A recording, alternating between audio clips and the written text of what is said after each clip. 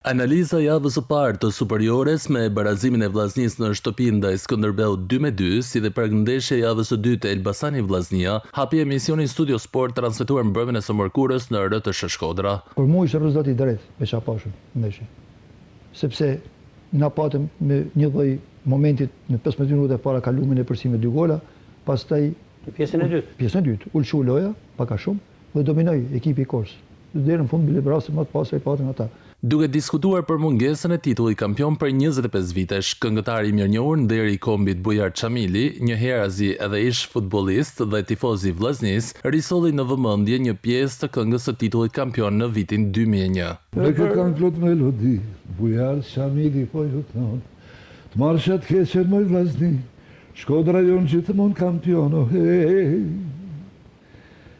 Si Tirana e Partizani, kësa herë s'patem sukses. Prem Qinoga e Zmijani, mbrojtje fort si Murkinez, oh hey.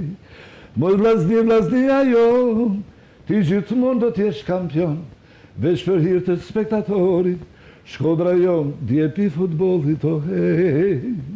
Për suksesin e talentit shkodran të peshëngritjes, Antonino Mullisi, kampion e Europe dhe 2 herë rekordmen në Europianin e Kosovës, foli trajneri i tij Artur Laxha. Ishte një emocion i veçantë, sidomos podiumi dhe rekordi, domethënë që mbetet certifikuar si sportisti Antonino Mullisi, thyn rekordin ku që shpresojmë që mas 2 muaj kemi edhe kampionatin europian për 20-ën, ku kena mundësi që të them përsëri rekordit. Gjatë emisionit u diskutuan edhe zhvillimet të tjera sportive.